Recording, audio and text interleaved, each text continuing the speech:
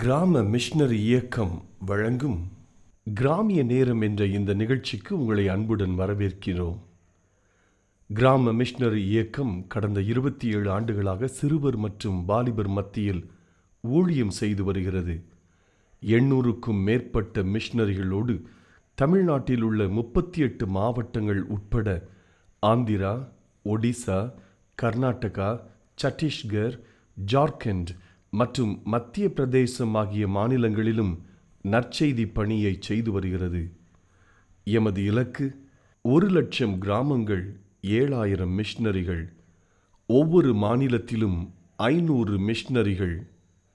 எமது தரிசனம், என் ஆட்டுக்குட்டிகளை மேய்ப்பாயாக என்ற வசனத்தின்படி கிராமங்களில் உள்ள சிறுவர் மற்றும் வாலிபர்களை கிறிஸ்துவுக்குள் வழிநடத்தி அவர்கள் மூலம் கிராமங்களை சுவிசேஷ மயமாக்குதல், சந்திக்கப்படும் சிறுவர் மற்றும் வாலிபர்களை நாளைய தலைவர்களாகவும் ஊழியர்களாகவும் உருவாக்குதல், ஒவ்வொரு கிறிஸ்தவரையும் ஆத்தும ஆதாயம் செய்கிறவராக மாற்றுதல். இப்பொழுதும் எமது நிகழ்ச்சிகளை ஜெபத்துடன் பார்த்து பயனடையுங்கள். செயல்படும் கிறிஸ்தவர்களாக தேவனுக்கு உங்களை அர்ப்பணிப்பது உறுதி. ஈரோடில் வாலிபர் எழுப்புதல் முகாம் 2025. பள்ளியில் மற்றும் கல்லூரியில் படிக்கும் வாலிபர்களா நீங்கள்? அல்லது படித்து முடித்துவிட்டு வேலையை எதிர்பார்த்திருக்கும் வாலிபர்களா? வாலிபர்களே, இது உங்களுக்கான முகாம். நடைபெறும் இடம் CSI ஆசிரியர் பயிற்சி பள்ளி மைதானம், பிரஃப் ரோடு, ஈரோடு. நாள் 16/2/2025 ஞாயிற்றுக்கிழமை மதியம் 3 மணி முதல் இரவு 8 மணி வரை. தேவ செய்தியாளர்கள் சகோதரர் K. டேவிட் கணேசன் மற்றும் சகோதரர் L. அழகர்சாமி. பெற்றோர்களே, உங்கள் பிள்ளைகள் இந்த வாலிபர் முகாமில் பங்கு பெறும்படி உற்சாகப்படுத்துங்கள். வாலிபர்களே, நீங்கள் பங்கு பெறுங்கள். உங்கள் நண்பர்களையும் பங்கு பெறச் செய்யுங்கள். தொடர்புக்கு கீழ்காணும் எண்களை தொடர்பு கொள்ளுங்கள்.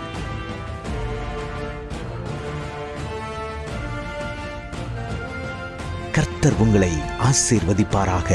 ஆமேன். இயேசு கிறிஸ்துவின் இனிய நாமத்தினாலே கிராம மிஷனரி இயக்க குடும்பத்தின் சார்பாக கிராமிய நேரம் என்ற நிகழ்ச்சிக்கு உங்களை அன்போடு கூட வரவேற்கிறேன். நான் அவர்களோடு கூட என்ன வார்த்தைகளை சொல்லி பேச வேண்டும் என்று சொல்லி ஆண்டவரிடத்தில் ஜெபித்த போது ஆண்டவர் அழகாக ஒரு வார்த்தையை எனக்கு கற்றுக் கொடுத்தார். நீங்கள் அறியாத விருந்தினர் உங்கள் வீட்டிற்கு இன்றைக்கு வரப்போகிறார். இதுதான் செய்தியுடைய தலைப்பு. நல்லா இருக்குல்லங்க. உங்க வீட்டுக்கு இந்த செய்தி கேட்டுக்கொண்டு இருக்கிற உங்க வீட்டுக்கு ஒரு கெஸ்ட் வர போறாரா? பிரதர், எங்க மாமாவா, மச்சானா, சித்தப்பாவா, பெரியப்பாவா, அண்ணனா, தம்பியா, அத்தையா, உங்க உறவுக்காரங்க, உங்க விருந்தினர், உங்களுக்கு தெரிஞ்சவங்க எல்லாம் இவ்வளவுதாங்க. ஆனா நான் சொல்றேன், நீங்க அறியாத ஒரு விருந்தினர், ஒரு கெஸ்ட் உங்க வீட்டுக்கு வர போறாங்க. பாருங்க, நான் சின்ன வயசுல எனக்கு ஒரு தாய் மாமா உண்டு. பால்ராஜ் என்ற தாய் மாமா உண்டு. அத்தை அல்லேலூயா, அவங்க எல்லாம் பார்க்க வரும்போதெல்லாம் ஆசையா இருக்கும். எப்படா வருவான்னு எதிர்பார்த்தேன். அவங்களை பார்த்த உடனே முகம் அடிச்சுட்டு ஓடி போய் அவங்க கையை பிடிச்சுக்கிறோம். ஏன் தெரியுமா?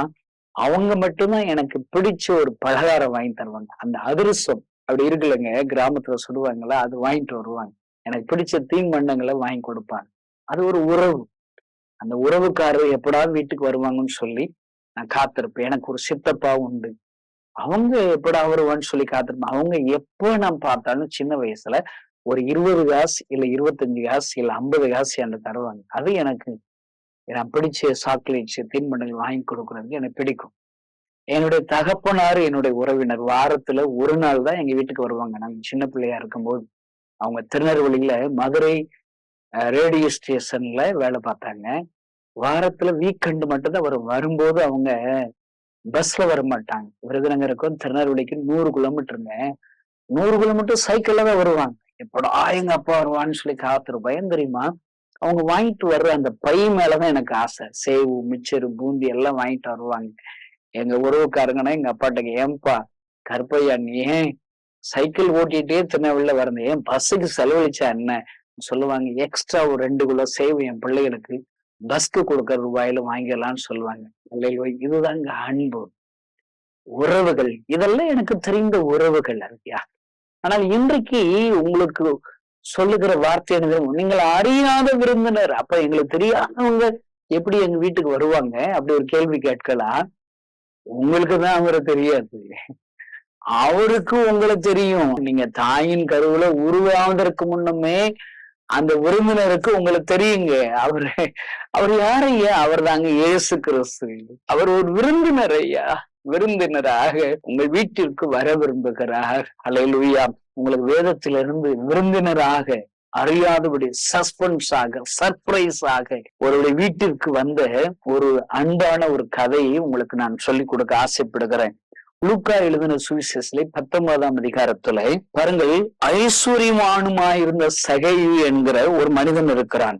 அவனுக்கு பேரே லூக்கா 19ஆம் அதிகாரம் 2ஆம் வசனத்துல போட்டிருக்குது, ஆயக்காரனுக்கு தலைவனும் ஐஸ்வர்யமானுமாயிருந்த சகை எனப்பட்ட ஒரு மனுஷன்.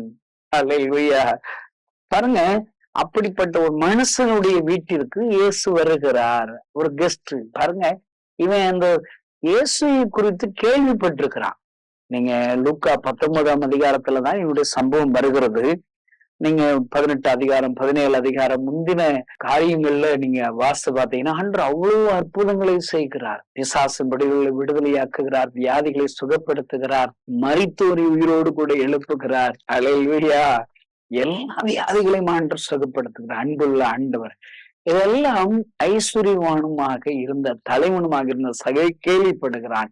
கேள்விப்படும் போது இவனுடைய உள்ளத்திலே ஒரு ஆசை வருகிறது. இவன் இயேசுவை பார்த்ததுனா கிடையாது, அவன் சும்மா ஜஸ்ட் கேள்விப்பட்டிருக்கிறான். பாருங்க, இன்னைக்கு கிறிஸ்துவகரா இருக்கிற அனுபவம் என்ன தெரியுமாங்க? ஏதோ மூளையில அறிகிறது அல்ல, கேள்விப்பட்டுக்கிட்டே இருக்கிறோம். நம்ம கிறிஸ்தவங்க சர்ச்சுக்கு போறோம், ஆதியாமத்துல இருந்து வெளிப்படுத்தல் வரைக்கும் பைபிளை கேட்டு கேட்டு பைபிள் அந்த மூளைதான் விளந்திருக்குது. ஆனா கிறிஸ்துவம் என்பது மூளை அறிவு இல்லை. நான் அடிக்கடி போகிற இடங்கள்ல சொல்லுவேன், கிறிஸ்தவங்களுக்கு அறிவு ஜாஸ்திங்க, ஆனா புத்தி கிடையாதுங்க. அல்ல செயல்பாடு கிடையாதுங்க. அறிவு ரொம்ப இருக்குதும், ஒரு வசன அறிவு ரொம்ப இருக்குதும், மனப்பாடமா சொல்லிடுவாங்க எல்லா வசனத்தையும். ஆனா அதை அனுபவிச்சீங்களா? சங்கீதக்காரன்ட்ட 34 அதிகாரம் 8ஆம் வசனத்துல பாருங்க, எனக்கு ரொம்ப பிடிச்ச வசனம், கர்த்தர் நல்லவர் என்பதை ருசித்து பாருங்கள். அல்லேலூயா. எங்க ஊர்ல பர்மா ஹோட்டல் என்ற ஒரு ஹோட்டல் இருக்கிறது. என்கட்சியில மதுரை ரோடுல. விருதுநகர்னாலே புரோட்டா ரொம்ப ஃபேமஸ்ங்க. எண்ணெயில வறுத்து ஒரு புரோட்டா அந்த கடையில தான் நல்லா இருக்கும். சைடு எஃபெக்ட்னா வராதுன்னு சொல்லுவோம். நாங்க அதை ருசிச்சு பார்த்து சாப்பிடுவோம். அது நான் சொல்றேன், நல்லா இருக்குங்க இந்த ஹோட்டல்னு சொன்னா, நீங்க கேள்விப்பட்டாப்புல அது உங்களுக்கு தெரியுமா? நீங்க வரணுங்க, அந்த ஹோட்டல்ல சாப்பிட்டு பார்க்கணும், புரோட்டாவை சாப்பிட்டு பார்க்கணும், டேஸ்ட் பண்ணணுங்க. அல்லேலூயா. அதாங்க அனுபவம். இயேசு கிறிஸ்துவை கேள்விப்பட்டது மாத்திரமல்ல, அவரை அழைத்து பார்க்கணும், அவரை டேஸ்ட் பண்ணி பார்க்கணும், உங்கள் வாழ்க்கையில அனுபவித்து பார்க்கணும் ஐயா. அல்லேலூயா. இதுதானே ஐயா கிறிஸ்துவ. 27 வருஷங்களாக இயேசுவை நான் அனுபவிக்கிறேன், ருசி பார்க்கிறேன். இன்றைக்குதான் ஏசப்பா என் உள்ளத்துல வந்தது போல ஒரு சந்தோஷம் இருக்குதுங்க. அதுதான் கிறிஸ்துவம். இந்த சகையும் பாருங்கள், அவன் கேள்விப்பட்டு கொண்டே இருக்கிறான். இன்றைக்கு அவன் ஒரு முடிவு செய்கிறான், அவர் எப்படிப்பட்டவர் என்பதை நான் பார்க்க வேண்டும், அவருடைய முகத்தை பார்க்கணும், என் கண்களினால பார்க்கணும் அப்படிங்கிற ஒரு ஆசை வந்துருச்சு. ஒருவேளை இந்த நிகழ்ச்சியை பார்த்து கொண்டிருக்கிற தேவனுடைய பிள்ளைகளே, நீங்க கிறிஸ்தவங்களா இருக்கலாம், கிறிஸ்தவ அல்லாதவர்களாக இருக்கலாம், யாருனாலும் என்னங்க, இயேசு கிறிஸ்து குறித்து நீங்க கேள்விப்பட்டிருக்கீங்கள? அல்லேலூயா. கேள்விப்படுதல நீங்க, இது ஒரு சிறப்பான தருணம். அவரை அனுபவித்து பார்க்க வேண்டும், அவரிடத்துல பேசி பார்க்க வேண்டும், அவரிடத்துல ஜெபம் பண்ணி பார்க்க வேண்டும் என்று நீங்கள் தொடர வேண்டும். ஒரு குறிப்பிட்ட ஊழியக்காரர் என்னிடத்துல ஒரு தன்னுடைய அனுபவத்தை சொன்னார். அல்லேலூயா. ஒரு இடத்துல ஆண்டவருடைய வார்த்தைகளை மாணவர்கள் மத்தியில் பேசிக் கொண்டிருந்த போது, ஒரு ஸ்திரீ, அங்க இருக்கிற ஒரு ஸ்டூடெண்ட்ஸ் வாலிப மகள், அவள் பயங்கரமா திட்டி இருக்கிறார். அவர்கிட்ட சொன்னாரா, சரி திட்டுனா திட்டிட்டு போ மகளே, எப்பொழுதாவது உனக்கு ஆபத்து வருமானால், கஷ்டங்கள் வருமானால், இனி அவ்வளவுதான் என்னுடைய வாழ்க்கை முடிஞ்சு ஒரு கண்ணீரின் பாதையில் நடப்பாயானால், அப்பொழுது நான் சொல்லுகிற இந்த இயேசுவை நோக்கி கூப்பிட்டு பார், அல்லேலூயா, ஜெபித்து பார் என்று சொன்னாராம். பாருங்க, ஒரு நாள் மெட்ராஸ் பட்டணத்திற்கு பிரயாணம் செல்லுகிற அந்த பாதையில் என்கேஜ்ல திருச்சிக்கு அங்கிட்டு ஒரு கொடிய ஒரு விபத்து ஒன்று நடந்தது. அவளும் திருமணமாகி அவருடைய கணவரும் பிரயாணம் செய்யும் போது இவள் தூக்கி எறியப்பட்டால் சிறு சிறிய காயங்கள். ஆனால் கணவர் அங்கு காயப்பட்டு ரத்தம் ஓடிக்கொண்டே இருக்கிறதா. உதவிக்கு யாரும் இல்லை. ஓ என்று அழுகிறாள். யாரும் சத்தம், ஐயோ யாராவது உதவி செய்வீர்களா என்று சொல்லி அழுகிறார். அங்க வருகிற லாரி பஸ் எல்லாம் யாராவது உதவி செய்வாங்க, நிறுத்துவாங்கன்னு சொல்ல யாருக்கும் அப்படி ஒரு மனதில்லை. அப்பொழுது இந்த ஊழியக்காரர் சொன்ன சத்தியம், ஆபத்து காலத்தில் என்னை நோக்கி கூப்பிடு, நான் உனக்கு மறுவுத்தரவு அருளி செய்வேன்.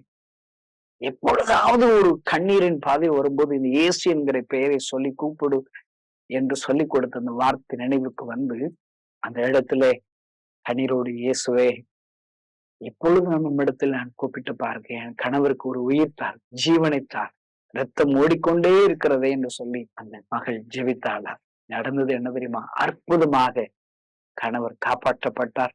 அப்பொழுது இருந்து குடும்பமாக அவர்கள் இயேசு ஏற்றுக்கொண்டு ஆண்டுடைய ஊழிய பணிகளையும் செய்தார்கள் என்ற சாட்சியை நான் அறிந்தேன். அல்லேலூயா.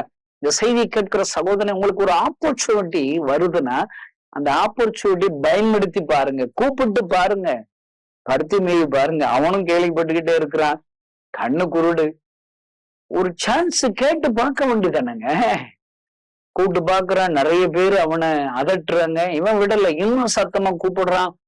அந்த தருணத்துல அவன் கேட்ட அந்த இயேசு கிறிஸ்துவிடத்தில் ஜெபித்து கேட்டு குருடான கண்கள் திறக்கப்படுகிற இந்த செய்தி கேட்கிற சகோதரேஸ்வரனி யாரா இருந்தாலும் சரி, ஒரு ஆப்பர்ச்சுனிட்டி இன்றைக்கு ஆண்டவர் உனக்கு தருகிறார், இப்பொழுது தருகிறார்.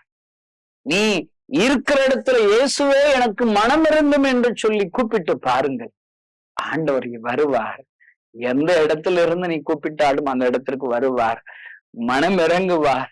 எந்த காரியத்திற்கு நீ கண்ணீரோடு ஜெபிக்கிறாயோ இந்த காரியத்துல கர்த்தர் ஒரு அற்புதம் செய்வார் ஐயா, இயேசு உனக்கு ஒரு அற்புதம் செய்வார் ஐயா. அல்லேலூயா. அப்படித்தான் இந்த சகை பார்க்க நினைக்கிறான். அவன் குள்ளனானபடியால் அவன் என்ன செய்கிறான் தெரியுமா? ஒரு காட்டத்தி மரத்தின் மேலே ஏறி அல்லேலூயா இயேசுவை பார்க்க விரும்புகிறான். 4ஆம் வசனத்துல காட்டத்தி மரத்துல ஏறி இயேசு எப்படியாவது முகத்தை பார்க்க வேண்டும் என்று சொல்லி காத்து கொண்டிருக்கிறான். ஆனா ஏசாமி அங்க என்ன தெரியுமா? கூட்டத்தோடு போயிட்டே இருக்கிறவரு திடீர்னு கூட்டத்துல இருந்து விலகி வந்து சகை எந்த இடத்துல என்ன பார்க்கணும்னு சொல்லி காட்டத்து மரத்துல ஏறிக்கிறானா அந்த மரத்து கீழே வந்துட்டாருங்க. அதாங்க ஆண்டவர். அவரை தேட நினைச்சீங்கன்னா அவர் உங்ககிட்ட வந்துருவாருங்க. வந்து பேசுறாரு பாருங்க. அண்ணாந்து பார்த்து அவனை கண்டு, சகைவே நீ சீக்கிரமாய் இறங்கி வா, அல்லேலூயா, இன்றைக்கு நான் உன் வீட்டில் தங்க வேண்டும் என்று சொல்லுகிறார். அருமையான நண்பர்களே, இதுதான் இன்றைக்கு வார்த்தை. இதுவரை அறிந்திராத, ருசி பார்த்திராத ஒரு கெஸ்ட் உங்க வீட்டில இன்றைக்கு தங்க விரும்புகிறார். பாருங்க, கேட்ட உடனே ஆச்சரியப்படுங்க. ஆனா பேர் சொல்லி கூப்பிடுறான், சகைவே. மரத்துல இருந்து ஜனக்கூட்டத்துல இருக்கிறவங்க கூட யாருக்கு தெரியாது. ஏன்னா மரத்துல ஏறி இருக்கவன யாருங்க பார்க்க முடியும்?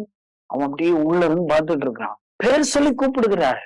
இந்த செய்தி கேட்கிற அருமையான சகோதரேஸ்வரி, உங்க பேரு ஏசப்பாவுக்கு தெரியுங்க, உங்களுடைய பிரச்சனைகள் ஏசப்பாக்கு தெரியுங்க, உங்களுடைய வாழ்க்கை முறைகள் அவருக்கு தெரியுங்க. அல்லேலூயா. அவருக்கு தெரியாத உலகத்துல ஒண்ணு கூட கிடையாதுங்க. அவர் சொல்றாரு, நான் இன்னைக்கு உங்க வீட்டுக்கு வர விரும்புறேன்ப்பா, கெஸ்டா வர விரும்புகிறேன். அல்லேலூயா. பாருங்க, நான் அடிக்கடி இந்த வார்த்தையை யோசிக்கும் போது அந்த கெஸ்ட் எப்படிப்பட்ட அன்புள்ளவராக இருக்கணுமோ அப்படிப்பட்ட கெஸ்ட் அவர் இருப்பாருங்க. அந்த கெஸ்டுக்கு நீங்க அப்பான்னு பேர் வைக்கலாம். அல்லேலூயா. அருமையான இந்த செய்தி கேட்கிற சகோதர சகோதரர்களே, தகப்பன் இல்லாத அனாதையாக இருக்கிறீர்களா? தாய் தகப்பனற்றவளா இருக்கிறீர்களா? இந்த கெஸ்ட நீங்க அப்பான்னு கூப்பிடலாம். ஆமென். அல்லேலூயா. அந்த அப்பா உங்களுக்கு அற்புதம் செய்வார். எனக்கு என்னுடைய ஊழிய நண்பர் சொன்ன ஒரு கதை ஒன்று ஞாபகத்துக்கு வருகிறது. பாருங்கள், ஒரு நாள் அப்பாவும் மகனும் வீட்டிலே தங்கி இருந்திருக்கிறார்கள்.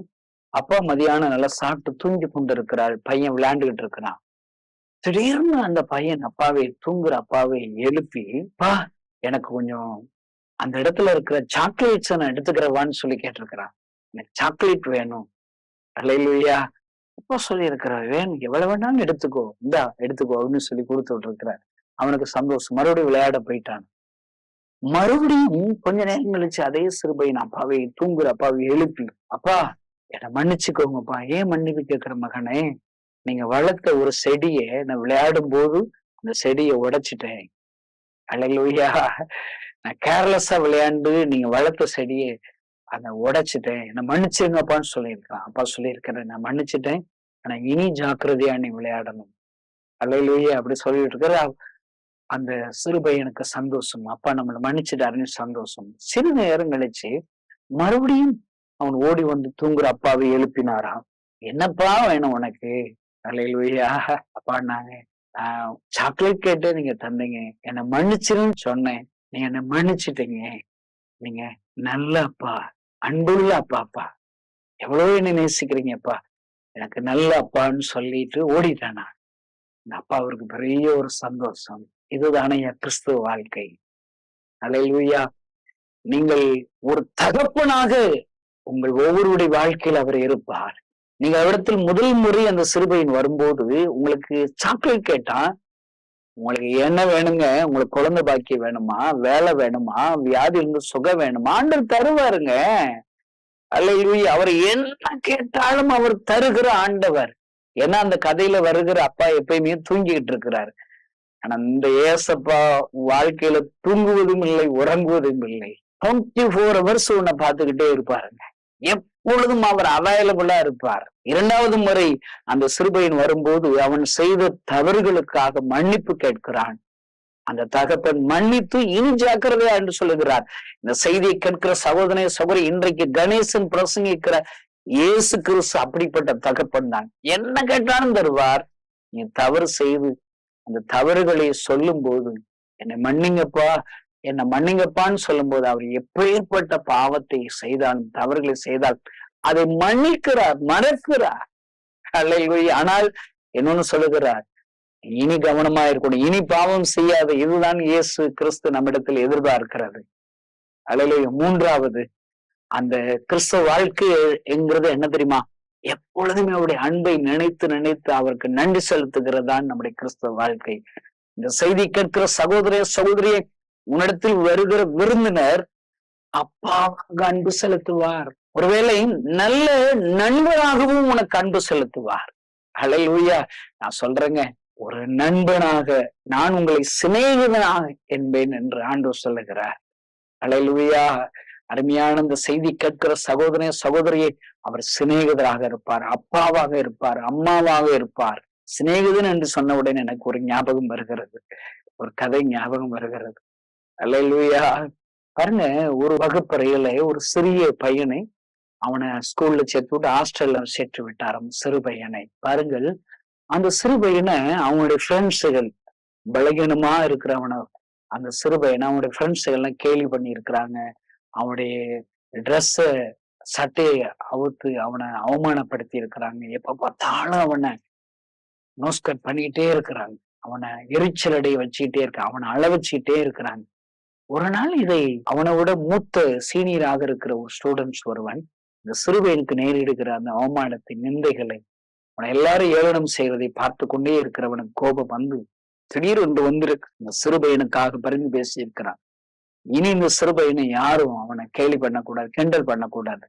இல்ல, நான் அவனுக்காக உங்களிடத்திலே சண்டையிட வருவேன் என்று சொல்லி அரட்டி இருக்கிறான். அவன் பெரிய பையங்கிறதுனால இவனை டீஸ் பண்ண, வஞ்ச திட்டுதான் எல்லாரும் அமைதி ஆயிட்டாங்களாம். சிறு பையன்ட்ட சொல்லியிருக்கிறான், உன் வீடு எங்க இருக்குது? அந்த இடத்துல. ஓ, அந்த இடத்துலதான் பக்கத்துலதான் என் வீடு இருக்குது. இனிமே ஸ்கூலுக்கு வரும்போது என் கூடயே வா, போகும்போது என் கூடயே வா.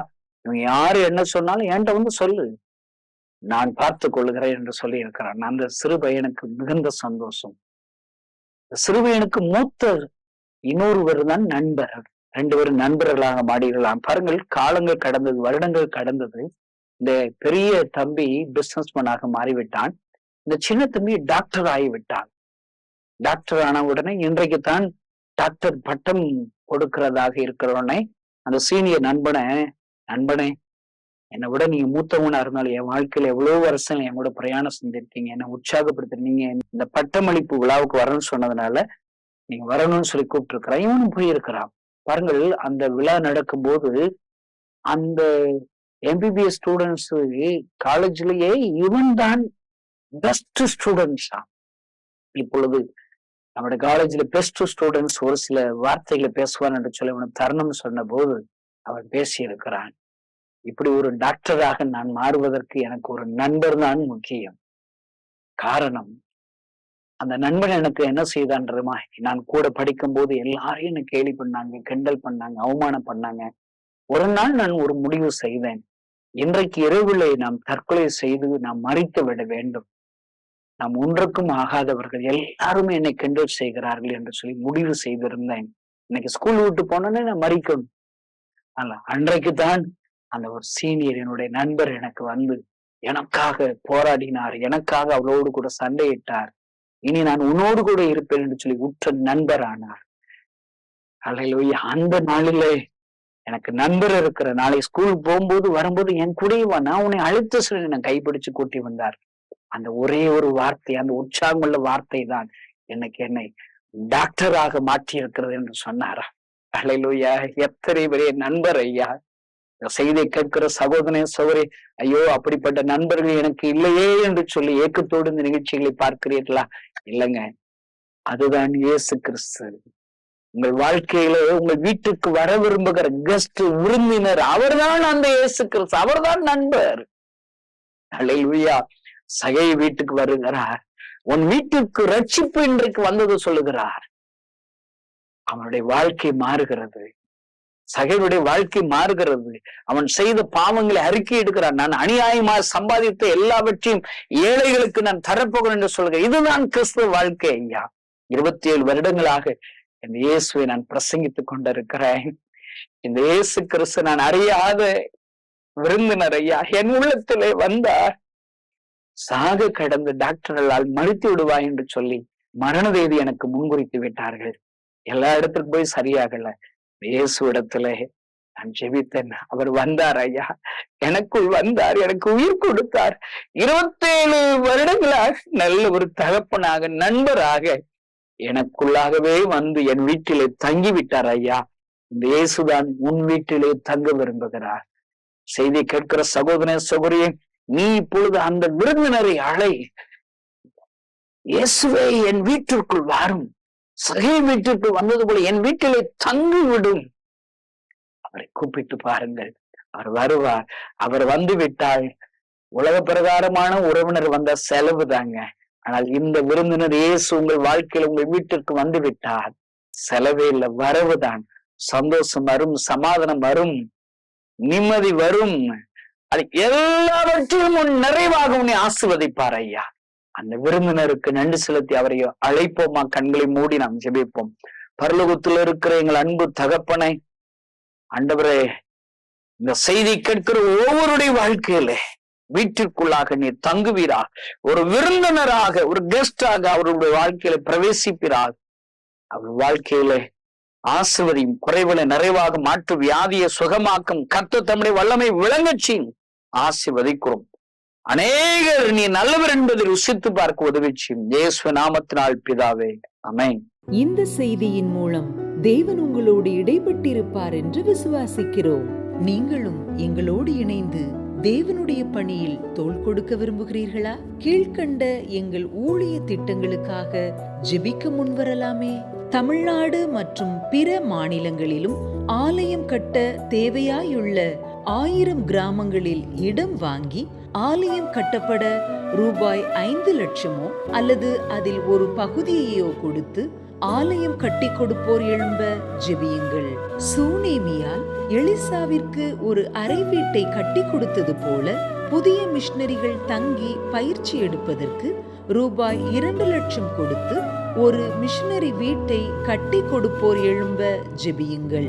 நாம் சந்திக்கும் வாலிபர்கள் மற்றும் ஆரம்ப விசுவாசிகளை கிறிஸ்துவுக்குள் வளரச் செய்ய ரூபாய் 300 கொடுத்து ஒரு வேதாகமமோ அல்லது அதற்கு மேற்பட்ட வேதாகமங்களையோ வாங்கிக் கொடுப்போர் எழும்ப ஜெபியுங்கள்.